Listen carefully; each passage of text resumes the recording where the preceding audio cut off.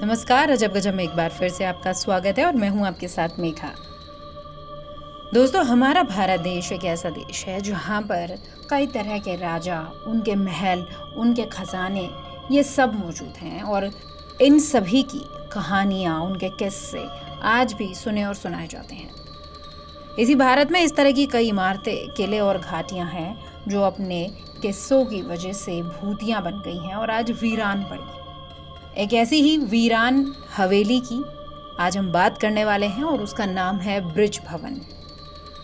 Bridge भवन राजस्थान के कोटा शहर में है और इसका इतिहास भी काफ़ी रहस्यमयी बताया जाता है।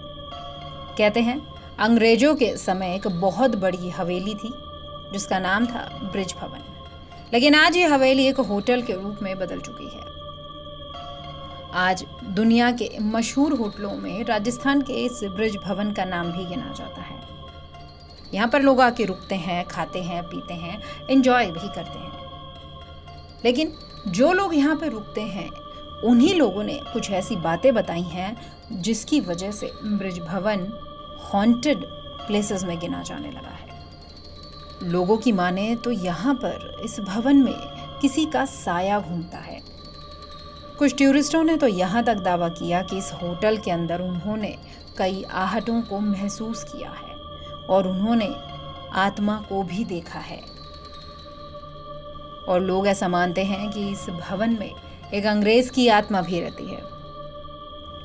इसके पीछे की कहानी ये है कि इस अंग्रेज को कई साल पहले उसके 2 बच्चों के साथ में इसी जगह पर मार दिया गया था। इस भवन का इतिहास भी अपने आप में काफ़ी रहस्यमयी है, जिसे सुनकर आपके रोंगटे खड़े हो जाएंगे। 1857 में चंबल नदी के पास ब्रिज भवन को बनाया गया था। उस समय हिंदू मुस्लिमों के बीच काफी झगड़े हुआ करते थे और तब भारत में ब्रिटिश सरकार का राज था और सरकार इसी का फायदा उठाते हुए हिंदू और मुस्लिमों को आपस में लड़ा देती थी। उनके लड़ाने का तरीका बेहद खास था। वो हिंदुओं के मंदिर के बाहर गौ का मांस यानी गाय का मांस और मस्जिद के बाहर वो सूअर का मांस फेंकवा देती।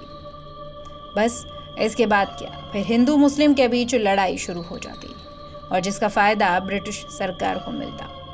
1857 में भारतीय सैनिकों के बीच ये अफवाह फैल गई थी कि उनकी बंदूकों में, जो बंदूक वो इस्तेमाल करते हैं, उनमें गाय का मांस और सूअर का मांस इस्तेमाल किया जाता है।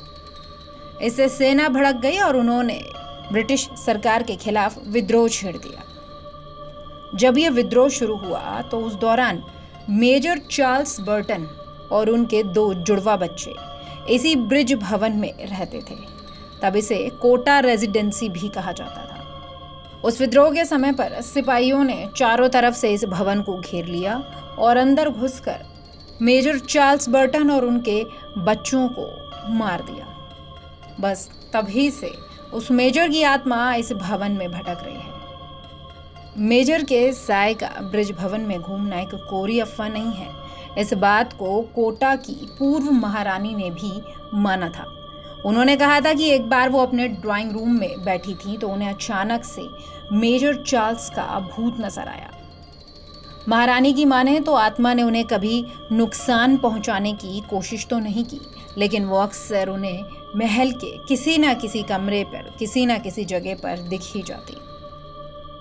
खैर, आज ब्रिज भवन कोटा स्टेट का गेस्ट हाउस बन गया है। यहाँ पर काम करने वाले लोगों ने भी कहा कि होटल की गैलरी में उन्होंने अक्सर किसी को टहलते देखा है और जब वो देखने जाते हैं तो वहां पर कोई नहीं होता।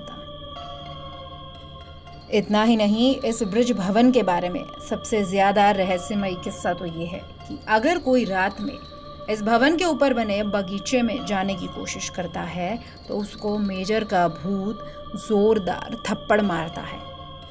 और ऐसा कई लोगों के साथ, कई कर्मचारियों के साथ हुआ है।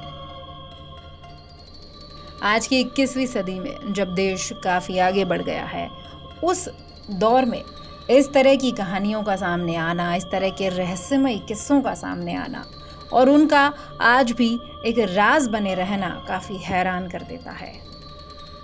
अजब गजब में फ़िलहाल इतना ही। नमस्कार।